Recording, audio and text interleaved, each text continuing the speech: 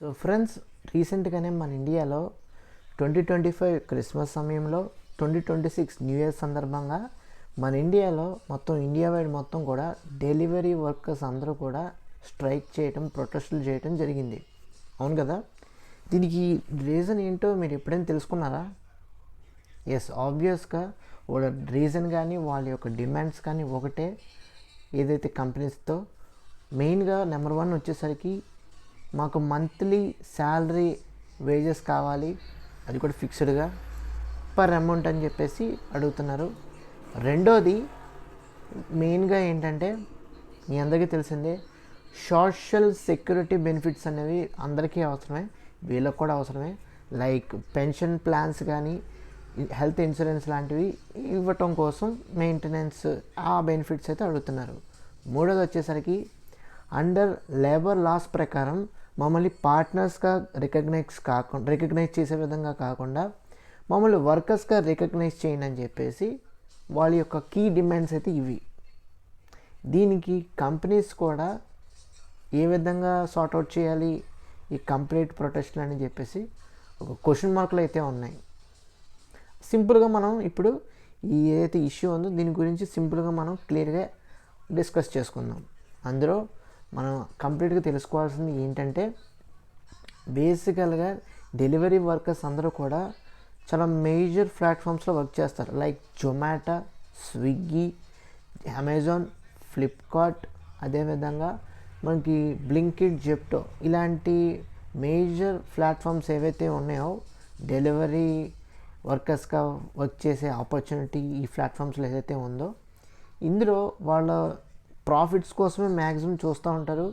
అదేవిధంగా వాళ్ళ లాభాల కోసం, వాళ్ళ పేరు ప్రఖ్యాతుల కోసం, వాళ్ళ యొక్క మొత్తం ప్రపంచవ్యాప్తంగా అందరికీ వాళ్ళ యొక్క పోర్ట్ఫోలియో గ్లోబల్ లెవెల్లో రికగ్నైజేషన్ రావడం కోసం, గుర్తింపు రావడం కోసం కస్టమర్స్ కూడా అదేవిధంగా వీళ్ళ యాప్స్ కానీ వీళ్ళ యొక్క ప్లాట్ఫామ్స్ కానీ పదే పదే విజిట్ చేయాలి, పదే పదే ట్రాఫికింగ్ పెంచుకోవాలనే ఉద్దేశంతో ఇవన్నీ చర్యలన్నీ కూడా చేస్తూ ఉంటారు. బట్ రియల్ కాజ్ ఏంటంటే, delivery point of view, delivery boys యొక్క పాయింట్ ఆఫ్ వ్యూ ఎవరు కూడా పట్టించుకోవట్లే. ఇన్ఫ్యాక్ట్ 10 minute డెలివరీ అని చెప్పేసి బిగ్గెస్ట్ సూపర్ స్టార్స్తో యాడ్స్ చేయించుకుంటున్నారు, ప్రమోషన్స్ చేయించుకుంటున్నారు, మార్కెటింగ్ చేయించుకుంటున్నారు. బట్ దాని బ్యాక్ బోన్ ఎవరైతే డెలివరీ బాయ్స్ ఉన్నారో వాళ్ళ గురించి ఎవరో కూడా పట్టించుకోవట్లేదు. కంపెనీస్ ఓన్లీ లాభాలు పట్టే, ప్రాఫిట్స్ని బట్టే వాళ్ళు ఇంకా అభివృద్ధి అవ్వాలని చెప్పేసి వాళ్ళు ప్లాన్ చేసుకుంటున్నారు. కానీ డెలివరీ బాయ్స్ చేసే పనిని గురించి ఎవరో కూడా పట్టించుకోవట్లేదు. నెంబర్ 1, ఇదైతే మాట్లాడుకుంటున్నామో దీనికి సంబంధించిన కీ ఇష్యూస్ అయితే కొన్ని ఉన్నాయి. కంపెనీస్ ఇక్కడ డెలివరీ బాయ్స్ని ఏ విధంగా చీట్ చేస్తుందో, మోసం చేస్తుందో, వాళ్ళ సాఫ్ట్వేర్స్ కూడా వీళ్ళని ఏ విధంగా మ్యానిపులేట్ చేస్తుందో ఇప్పుడు మనం పాయింట్ వైజ్ మాట్లాడుకుందాం. అందులో నెంబర్ 1 పాయింట్ వచ్చేసరికి ఫాలింగ్ పే. ఇందులో బేసికల్గా ఏంటంటే, ఆర్డర్ ఏదైతే చేస్తున్నామో దానికి తగ్గట్టుగానే అమౌంట్ అయితే పే చేస్తున్నారు. But over a period of time delivery బాయ్స్కి ఆ మనీ కూడా, ఆ కమిషన్ కూడా సరిగ్గా రావట్లేదు. ఇన్ఫ్యాక్ట్ మీకు ఇంకో నిజం చెప్పాలంటే కంపెనీస్ డెలివరీ బాయ్స్ చేత ఏమని చెప్పేస్తున్నారో తెలుసా? 12 to 16 hours వర్క్ చేయండి, దాన్ని బట్టి మీకు ఎవ్రీ డే హ్యూజ్ లెవెల్లో కమిషన్ వస్తుంది, హ్యూజ్ లెవెల్లో ఇన్కమ్ వస్తుందని చెప్పేసి చెప్తున్నారు. ఫోకస్ చేసి, ట్రైన్ చేసి, ఒక ఫోర్స్ఫుల్గా వాళ్ళని పుష్ చేస్తున్నారు ముందుకి. ఇదొక డిసడ్వాంటేజ్ డెలివరీ బాయ్స్కి ఉంది, కంపెనీస్ చేయబట్టే మాస్టర్ ప్లాన్ ఇది. రెండో పాయింట్ వచ్చేసరికి ఫెయిర్ అండ్ ట్రాన్స్పరెంట్ పేమెంట్స్ వీళ్ళకి కావాలని చెప్తున్నారు.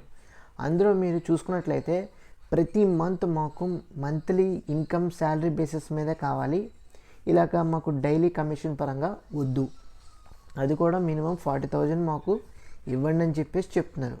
ఇంక్లూడింగ్ వీళ్ళు ఏదైతే డెలివరీ టార్గెట్స్ ఇస్తారో అవి కూడా లిమిటైజ్ చేయాలని చెప్పేసి చెప్తున్నారు. ఎందుకంటే ఇక్కడ ఆర్డర్స్ అనేవి, నెంబర్ ఆఫ్ ఆర్డర్స్ రావటం వల్ల వీళ్ళకి అన్లిమిటెడ్గా రెస్ట్ లేకుండా అటు దాదాపు మీరు 10 kilometers 20 kilometers దాదాపు తిరుగుతూనే ఉంటున్నారు. ఇన్ఫ్యాక్ట్ కొంతమంది అయితే 80 to 100 kilometers వెళ్ళి డెలివరీ చేసే సోర్సెస్ కూడా కలుగుతున్నాయి. ఆపర్చునిటీస్ కూడా వాళ్ళ స్ట్రగుల్ కూడా ఫేస్ చేస్తున్నారు. నిజం చెప్పాలంటే వాళ్ళు కష్టపడిన దాంట్లో ఇంకెవరో కూడా కష్టపడే విధంగా అయితే ఉంటుంది. రోడ్ల మీద వందల వేల కిలోమీటర్లు ప్రయాణం చేయడం అంటే ఎవరి వల్ల కూడా ఇంపాసిబుల్, కేవలం డెలివరీ బాయ్స్ వల్లే అవుతుంది. ఇంక్లూడింగ్ ఇన్సెంటివ్స్ కానీ లేదనుకుంటే బోనసెస్ కానీ ఏమీ కూడా వాళ్ళకి అందించట్లేదు. మూడోది సోషల్ సెక్యూరిటీ, ఏవైతే వాళ్ళకి బెనిఫిట్స్ ఏవైతే కావాలో బేసికల్గా ఇందులో మీరు హెల్త్ ఇన్సూరెన్స్ చూసుకున్నా కానీ, అదేవిధంగా యాక్సిడెంటల్ ఇన్సూరెన్స్ చూసుకున్నా కానీ, మూడోది పెన్షన్ ప్లాన్స్ లాంటివి చూసుకున్నా కానీ డెలివరీ బాయ్స్కి కావాలి అని చెప్తున్నారు. ఎందుకంటే ఇప్పుడు కంపెనీస్ వీళ్ళని పార్ట్నర్షిప్గా తీసుకుంటున్నారు కానీ కాంట్రాక్ట్ బేసిస్ మీద తీసుకుంటున్నారు కానీ ఒక ఎంప్లాయీ బేస్డ్ బెనిఫిట్స్ కింద తీసుకోవట్లేదు. ఎంప్లాయీ బేస్ కింద తీసుకున్నట్లయితే వాళ్ళకి మినిమం వేజెస్ ఇవ్వాలి, హెల్త్ ఇన్సూరెన్స్ బెనిఫిట్ చేయాలి, అదేవిధంగా పెన్షన్ ప్లాన్స్ లాంటివి కూడా ఇంప్లిమెంట్ చేయాలి వాళ్ళకి. ఇలాంటి వాటి వల్ల కంపెనీస్కి లాస్ వచ్చే అవకాశం ఉంటుంది. కాబట్టి వీళ్ళు పార్ట్నర్స్ కింద చేసుకుంటే ఇటువంటి అన్నీ కూడా కట్ చేయొచ్చు. సో దట్ వీళ్ళకి ఎటువంటి కావాల్సిన సోషల్ సెక్యూరిటీ బెనిఫిట్స్ ఇవ్వాల్సిన అవసరం లేదు. సో డెలివరీ బాయ్స్ డిమాండ్ ఏంటంటే ఇవి కల్పించండి అని. నాలుగోది జాబ్ సెక్యూరిటీ లాంటిది ఏదైనా ప్రొవైడ్ చేయండి అని. ఎందుకు అని అంటే ఒక కంపెనీకి తన యొక్క డెలివరీ ఏజెంట్స్ సంబంధించిన అకౌంట్స్ని బ్లాక్ చేసే అవకాశం ఉంది, డీయాక్టివేట్ చేసే అవకాశం అయితే ఉంది. సో డెఫినెట్లీ వాళ్ళకి వార్నింగ్స్ లేకపోయినా, ఒక ప్రాపర్ ఇన్ఫర్మేషన్ ఇవ్వకపోయినా కంపెనీస్కి ఆ రైట్ అయితే ఉంటుంది. సో దట్ వాళ్ళకి జాబ్ సెక్యూరిటీ అనేది ఏ విధంగా కూడా పర్మనెంట్గా ఇచ్చే అవకాశం అయితే ఉండదు. ఇంకా ఐదోది మెయిన్గా చెప్పాలంటే వాళ్ళ యొక్క కీ డిమాండ్స్ ఏంటంటే, వాళ్ళ యొక్క యూనియన్ డిమాండ్ చేసిన కీలకమైన పాయింట్లు వచ్చేసరికి నెంబర్ 1 వచ్చేసరికి మినిమం వేజెస్ కావాలి, హెల్త్ ఇన్సూరెన్స్ లాంటివి కావాలి. ఒకవేళ యాక్సిడెంట్స్ జరిగితే వాటికి కావాల్సిన ప్రతిదీ ఏదైతే మనీ కానీ లేదనుకుంటే సర్వీసెస్ కానీ ఇవి కల్పించాలి. నాలుగోది వాళ్ళ ఫ్యామిలీని బాగా చూసుకునే విధంగా వాళ్ళకి పెన్షన్ ప్లాన్స్ కానీ, రిటైర్మెంట్ ప్లాన్స్ కానీ, అదేవిధంగా హెల్త్ ఇన్సూరెన్స్ లాంటివి కానీ ఇంప్లిమెంట్ చేయాలి. ఐదోది వచ్చేసరికి బేసికల్గా వీళ్ళందరికీ అవసరమే డెలివరీ బాయ్స్ ఎవరైతే ఉన్నారో, డెలివరీ ఏజెంట్స్ ఎవరైతే ఉన్నారో, డెలివరీ వర్కర్స్ ఎవరైతే ఉన్నారో వీళ్ళని వర్కర్స్ కింద గుర్తించండి, పార్ట్నర్స్ కింద గుర్తించొద్దు. సో దట్ ఏమవుతుందంటే మాకు రావాల్సిన మంత్లీ ఇన్కమ్ అనేది ఇలాంటి సోషల్ సెక్యూరిటీ బెనిఫిట్స్ అనేవి రావట్లేదు, మమ్మల్ని వర్కర్స్గా గుర్తించండి అండర్ లేబర్ లాస్ ప్రకారంగా అని చెప్పేసి వీళ్ళ కీ డిమాండ్స్ అయితే చేస్తున్నారు డెలివరీ బాయ్స్ అనేవాళ్ళు. అదేవిధంగా సాఫ్ట్వేర్ ఎవరైతే నేను ఇంత చెప్పినట్టుగానే ఈ కంపెనీ సాఫ్ట్వేర్ని యూజ్ చేసుకుని ఓపెక్ యాప్స్ అల్గారిథం ద్వారా కస్టమర్స్ ఎవరైతే ఆర్డర్ చేస్తున్నారో దానికి తగ్గట్టుగా డెలివరీ బాయ్స్ ఎవరైతే వాళ్ళ యొక్క వర్క్ని కానీ, వాళ్ళ యొక్క పేమెంట్ని కానీ, వాళ్ళ యొక్క ఏవైతే రేటింగ్స్ కానీ ఇవన్నీ కూడా వీళ్ళు మ్యానిపులేట్ చేస్తున్నారు, వీళ్ళు కంట్రోల్ చేస్తున్నారు. అల్గారిథం ద్వారా ఇవన్నీ కూడా వాళ్ళు ట్రాక్ చేస్తున్నారు. ఇలాంటివన్నీ కూడా మా మీద రుద్దటం మానాలని చెప్పేసి వీళ్ళ యొక్క కీ డిమాండ్స్ అయితే చేస్తారు. సో ఇక్కడ బేసికల్గా ఏంటంటే టాప్ లెవెల్ కంపెనీస్ ఏవైతే ఉన్నాయో, ప్లాట్ఫామ్స్ ఏవైతే ఉన్నాయో వాళ్ళ యొక్క మైండ్ సెట్, వాళ్ళ యొక్క కంప్యూటర్లో ఉన్న అల్గారిథం మైండ్ సెట్ డెలివరీ బాయ్స్ని, కస్టమర్స్ని వాళ్ళకి అనుకున్నట్టుగానే వాడుకోవాలి అనే ఉద్దేశంతో ఒక మెయిన్ ఫోకస్తో వెళ్తున్నారు. సో అందుకు బ్యాక్ ఫైర్ అనేది ఈ రోజున మనం 2025లో క్రిస్మస్ సందర్భంగాను, 2026 న్యూ ఇయర్ సందర్భంగాను ఇండియా వైడ్ మొత్తం కూడా ఎస్పెషల్లీ కర్ణాటక, బెంగళూరు స్టేట్లో మీరు చూసుకున్నట్లయితే అక్కడ విపరీతంగా స్ట్రైక్స్ కానీ, ప్రొటెస్టులు కానీ చేశారు. ఇన్ఫ్యాక్ట్ ఫీమేల్ డెలివరీ ఏజెంట్స్ కూడా అక్కడ కూర్చొని నినాదాలు అయితే చేశారనమాట. సో వీళ్ళందరికీ ఒక కొలిక్కి రావాలంటే డెఫినెట్లీ కంపెనీస్ వీళ్ళకి ఏవైతే కీ డిమాండ్స్ ఉన్నాయో అవన్నీ సార్ట్అవుట్ చేయగలిగితే డెఫినెట్లీ కంపెనీస్కి వర్త్ఫుల్గా ఉంటుంది, వర్కర్స్ కూడా వర్త్ఫుల్గా ఉంటుంది. సో దట్ మ్యూచువల్ అండర్స్టాండింగ్తో ముందుకెళ్ళే అవకాశం ఉంటుంది. ఇక్కడ మెయిన్గా కస్టమర్స్ ఇబ్బంది పడకూడదు. ఇక్కడ అల్టిమేట్గా కస్టమర్స్ కూడా ఒక ఆపద కూడా వచ్చే అవకాశం అయితే ఉంది. అదేంటో కాదు, డెలివరీ ఛార్జెస్ అనేవి పీక్ లెవెల్లో పెంచుతారు. అదేవిధంగా ఫుడ్ ప్రైసెస్ కూడా మ్యాక్సిమం పెంచే అవకాశం అయితే ఉంటుంది. ఈ రెండు కూడా విపరీతంగా పెరుగుతాయి. సో దట్ కస్టమర్స్ మీద కూడా భారం పడుతుంది వీళ్ళిద్దరు కాన్ఫ్లిక్ట్స్ వల్ల. సో దట్ ఇక్కడ కాన్ఫ్లిక్ట్స్ అనేవి సార్ట్ అవుట్ అవుతేనే కస్టమర్స్ ఎవరైతే ఆర్డర్ చేస్తూ ఉంటారో ఏ సందర్భంగా అయినా సరే, ఫెస్టివల్స్ పరంగా అయినా సరే, అకేషన్స్ పరంగా అయినా సరే, ఫంక్షన్స్ పరంగా అయినా సరే, ఇండిపెండెంట్గా ఇండివిజువల్ పరంగా అయినా సరే ఆర్డర్స్ ఎవరైతే చేస్తున్నారో వాళ్ళకి అల్టిమేట్గా ఎఫెక్ట్ అయితే గట్టిగా పడే అవకాశం ఉంది. సో దట్ కస్టమర్స్ కూడా ఒక పొంతున ఆలోచించుకోవాలి. 10-minute డెలివరీ లాంటివి మీకు ఎంతవరకు జస్టిఫై చేయగలదో మీరే ఒకసారి ఆలోచించుకోండి. అవసరమైతే మీ దగ్గరలో ఉన్న కొట్టుకి వెళ్ళి లేదంటే షాప్కి వెళ్ళి కొనుక్కోవచ్చు వస్తువులు అనేవి. ఆన్లైన్లోనే ఆర్డర్ చేయాల్సిన పని అయితే లేదు. రెండోది, ఈ 10-minute డెలివరీ వల్ల వాళ్ళు ఓవర్ డ్రైవింగ్ చేస్తున్నారు. డెలివరీ బాయ్స్ అనేవాళ్ళు రిస్క్, వాళ్ళ లైఫ్ని రిస్క్ చేసుకొని మరి ఇక్కడ మీకు ఆర్డర్ డెలివరీ చేస్తున్నారంటే దాని అర్థం వాళ్ళ వెనకాల ఎంతో స్ట్రగుల్ ఉంది.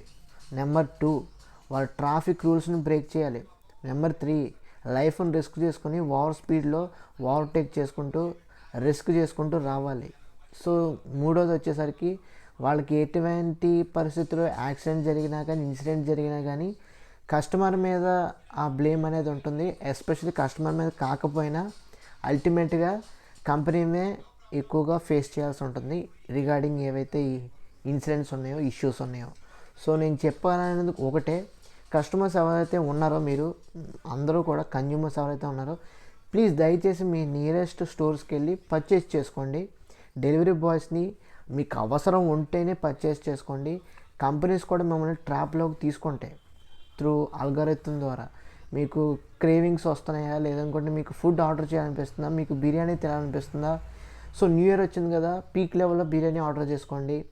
లేదనుకుంటే ఉగాది వచ్చింది కదా పీక్ లెవెల్లో ఏదైనా veg items, food items order చేసుకోండి. ఈ విధంగా మిమ్మల్ని మ్యానిపులేట్ చేయడం కానీ, కంట్రోల్ చేయడం కానీ, అట్రాక్ట్ చేయడం కానీ చేస్తూ ఉంటాయి. సో వాటికి దూరంగా ఉండండి. కస్టమర్స్ కూడా, డెలివరీ బాయ్స్ కూడా మీరు కొంచెం సహనంతో అయితే ఉండండి. కంపెనీస్ని మీరు కొంచెం హంబుల్గా, సిన్సియర్గా రిక్వెస్ట్ చేయండి. వాళ్ళు ఖచ్చితంగా మీ డిమాండ్స్కి అంగీకరిస్తారు.